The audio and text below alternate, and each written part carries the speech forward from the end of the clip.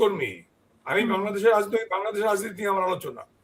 আমেরিকায় কি হচ্ছে, আমেরিকায় প্রতিদিন গুলিতে কত লোক মারা যাচ্ছে কেউ ডেকেও জিজ্ঞেস করে না। আমেরিকায় প্রতিদিন কত লোক মারা যাচ্ছে গুলিতে প্রতিদিন, তা নিয়ে কেউ ভাবে বলেও না। আমি আমেরিকা, চীন, জাপান, ভারত নিয়ে কথা বলছি না, আমি বাংলাদেশ নিয়ে কথা বলছি। বাংলাদেশ আমার রাজনীতি।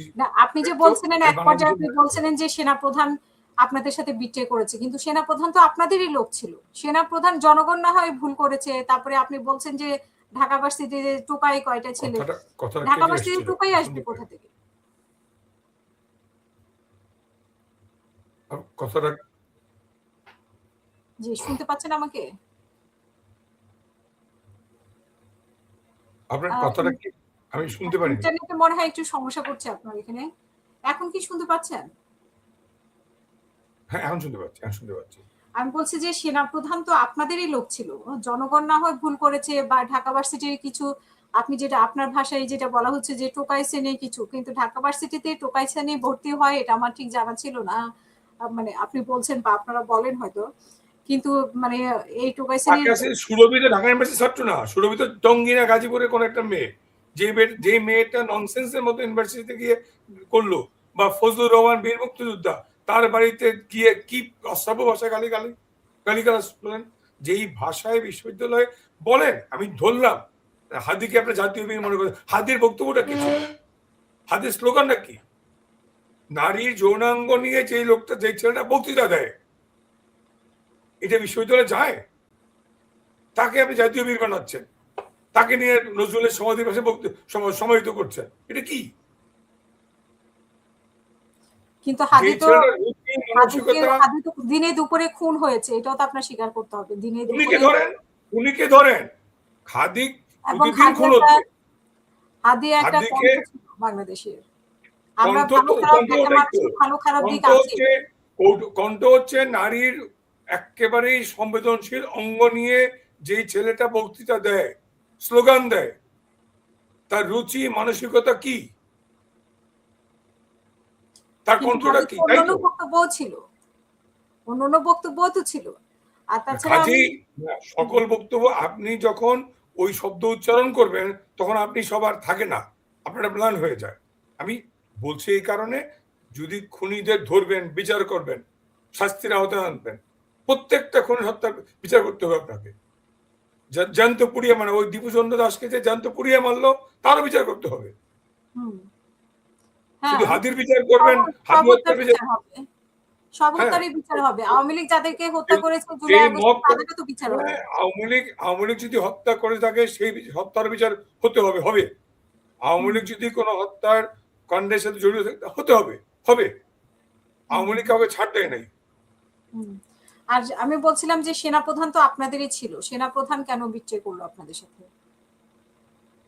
সেনাপ্রধান কার্ড ছিল জেনারেল মইনুকে, তো বেগম জিয়া বানিয়েছিলেন সেনাপ্রধান। জেনারেল মইনুকেও তো বেগম জিয়া সেনাপ্রধান বানিয়েছিলেন। এই যে জেনারেল মাসুদ চৌধুরীকে কদিন আগে গ্রেপ্তার করা হলো, তিনি তো আত্মীয়, ভাইরা।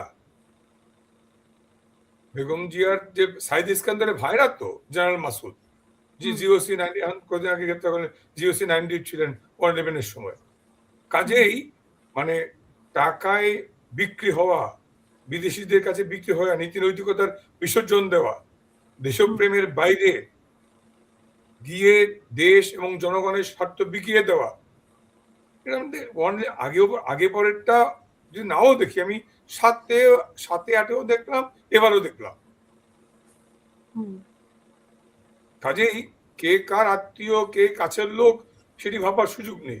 তারা বিশ্বাসঘাতক, যারা দেশের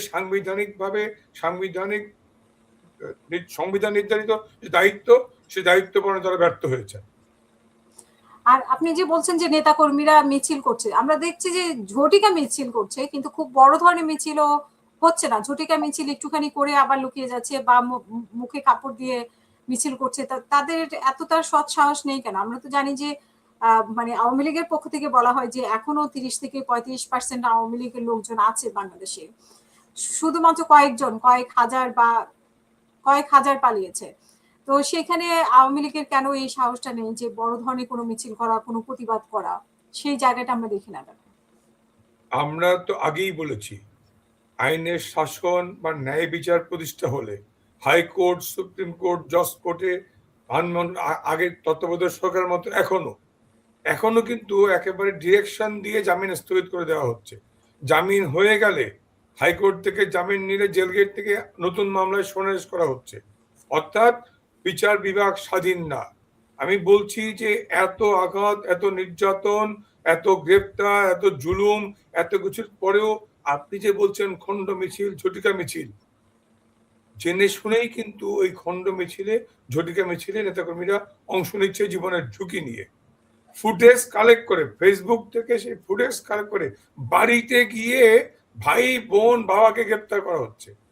তারপরেও কিন্তু নেতাকর্মীরা ওই যে ঝটিকা মিছিলে আসছে, এক ঝটিকা মিছিলের সামান্য একটা ছবি ফেসবুক থেকে সেই ছবিটা কালেক্ট করে নিয়ে গ্রামের বাড়িতে চলে যাচ্ছে। গ্রামের বাড়িতে চলে গিয়ে বাবা মাকে হেনস্থা করা হচ্ছে, তাকে চাঁদাবাজি, জুলুম, নির্যাতন, বাড়ির গরু নিয়ে যাচ্ছে, গাছ কেটে নিয়ে যাচ্ছে, তোমার ছেলে মিছিলে গেছে। এই জন্যে এখনো তা হচ্ছে। সেই কারণেই বলছি, এত জুলুম নির্যাতনের পরেও মিছিল থেমে নেই। বড় মিছিল তো রাজপথে কিন্তু কান পাতলে শুনতে পাবেন, মানুষ ফুঁসে উঠেছে।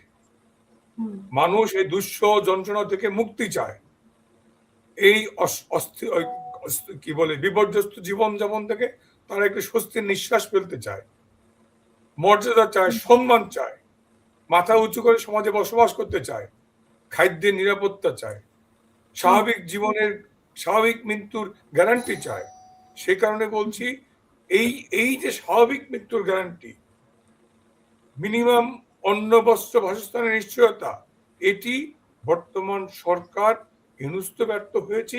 বর্তমান সরকার 3 মাসে এমন কিছু কাজ দেখাতে পারেননি যে তাদের জনগণের আস্থা বা বিশ্বাস তাদের উপর জন্মাতে পারে। সে কারণেই আজকে ওই জনগণকে রক্ষার জন্য, আজকে ওই বিপন্ন মানুষকে এই বিপর্যস্ত অবস্থা থেকে পুনরুদ্ধারের জন্যই জননেত্রী শেখ হাসিনাকে ফিরে আসতে হবে। তিনি ফিরে আসবেন মানুষের কল্যাণে।